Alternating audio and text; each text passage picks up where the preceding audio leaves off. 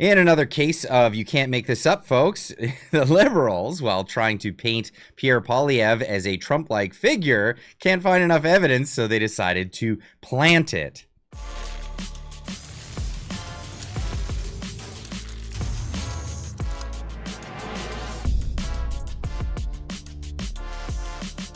Ladies and gents, welcome back, or should I say, I'm back.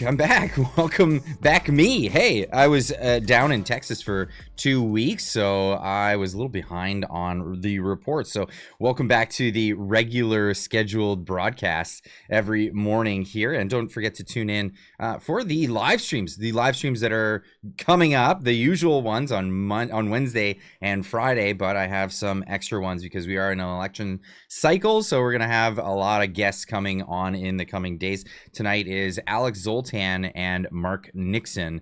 Don't miss out. 6:30 Pacific time, 9:30 Eastern. We'll see you there live. But let's get into this story because, man, you cannot make this stuff up. Liberal operatives planted "Stop the Steal" buttons at a conservative conference. That's right. They couldn't find enough evidence that Pierre Poilievre is Trumpy enough, so they had to plant that evidence in order to convince the public of this sort of thing. Now, this has gone out. I just want to say the conservatives are so risk averse to this kind of thing that they're actually kicking out people that come in with memorabilia or things that look Trumpy in nature. Now, this guy, he showed up to one of the big rallies that had thousands and thousands of people because he was wearing a "Make Canada Great Again" hat. It looked too similar to a "Make America Great Again" hat. They said,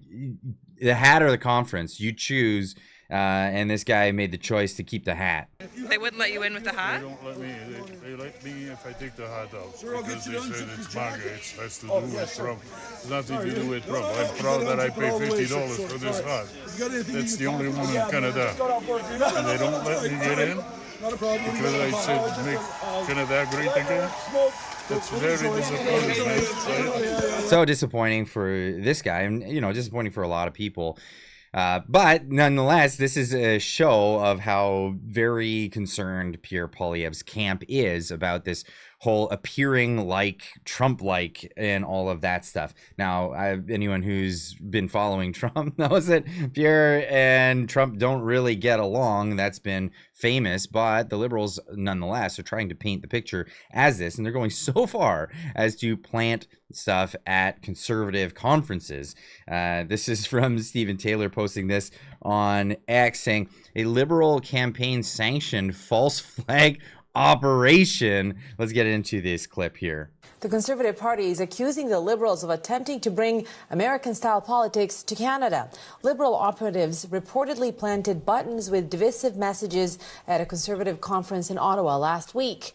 But the campaign trick seems to have backfired. Yeah, I'd say CBC's so. Kate McKenna broke the story and has more. So last week I covered this conference, the Canada Strong and Free Networking Conference, and it's an annual event where Conservatives from across the country come and meet and talk about issues. And while I was there, I noticed a couple of buttons that I thought were strange. One said "Stop the Steal," which is an apparent reference to the 2020 movement to overturn the U.S. election results.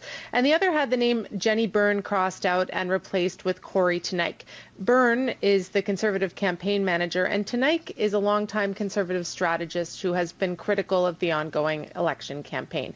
So it's conceivable that people at this conference made these pins, and in fact, I spent time last week trying to prove that, but recently I learned it was an operation undertaken by the Liberal War Room itself. Two operatives went to the conference and planted these buttons, and in an attempt to tie Conservative supporters to the politically toxic Donald Trump. I was having dinner with friends, and I saw some people who I recognized to be Liberal staffers. I overheard the person next to me, a man, who had already identified himself as someone who was working in the Liberal War Room, and he's talking about how he was at the conference and planted these buttons in a Liberal campaign-sanctioned false flag operation. So I confronted him. He knew I was a journalist. I said, if you did that, then that's a story and I'll report it. Yeah. At first, he conceded that he had said that, but once I said it was going to be a story, he denied having said anything at all. So I left shortly after, and then at a separate bar, a Conservative source told me another Liberal campaign staffer was also talking about it. So the next day I put in a request for comment with the Liberal Party and they didn't deny it. It's not unusual for political parties to play tricks like this during a campaign, but it is unusual to hear about it from them. To hear about it from them, exactly. This isn't a usual sort of thing. So here's the CBC News article talking about this. Liberal operatives planted "Stop the Steal" buttons at a Conservative conference. Liberal Party says campaigners regrettably got carried away with the use of these buttons. Yeah, regrettable. It's all regrettable after the fact, always. Now, the whole thing about Jenny Byrne crossed out with the name Corey Taneki. Apparently, in this, Barron is the national campaign director of the Conservative Party. I've heard rumblings in the background of people being upset with her and her strategies.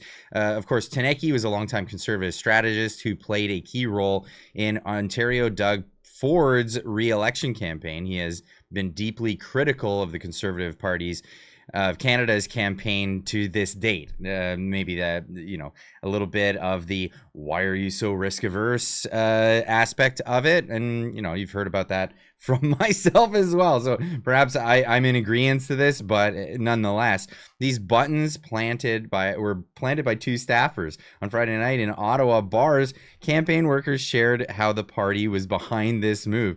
Two Liberal Party staffers attended the conference intending for Conservatives this was intended for Conservatives, and then they placed these buttons in areas where attendees would find them, hoping that maybe they'd put them on, kind of like the whole gotcha with the MAGA hats, and this is the whole thing surrounding this. Of course, this is the campaign strategy by the Conservatives at the moment. Anything that appears remotely possible, juxtaposition with the party and may look Trumpy, get it out of here. Don't worry about if you alienate somebody who may have been a Conservative voter. Let's not keep everything from the Liberal or the establishment, the media establishment, from being able to make these accusations that they're too Trumpy, that the Conservatives are too Trumpy. Unfortunately, alienation does occur in this case. Now, people on social media are talking about this. JJ McCullough is saying this is wild. Pierre isn't being Trump-like enough for the Liberals, so they have agents creating false Conservative campaign merch in an attempt to gaslight the public into accepting their alternate reality. No, the reality is that Pierre is not Trump-like at all. In fact, to the distaste of some people on the right. Let's just be honest with that. This is the case. Andrew Coyne, who has probably some of the most severe case of TDS, Trump derangement syndrome, in Canadian history, a voice in mainstream media saying that this is a firing offense, the fact that this is out there. Now, the Liberals are doing quite well in the polls. If you look at the polling data, a lot of people are suggesting that this polling data is false, it's skewed, it's whatnot. Nonetheless, this is going to be a tight race for this election, for the prime minister position, for the most amount of seats in parliament. And this is where we're at. I'd love to hear what you guys have to say about this, but this is going to be a tight race. Nonetheless, I don't think this is a shoe-in for anybody at this point. And this is when these dirty tricks start to come out. This is how politics works, folks. It's dirty, it's gross, it's it's a mean game. It's a mean game altogether. So I'd love to hear what you guys have to say. We'll see you tonight in the live stream. Don't forget, 6:30 Pacific, 9:30 Eastern. We're gonna be with Alex Zoltan and Mark Nixon. Tune in. We'll see you then. Keep on trucking.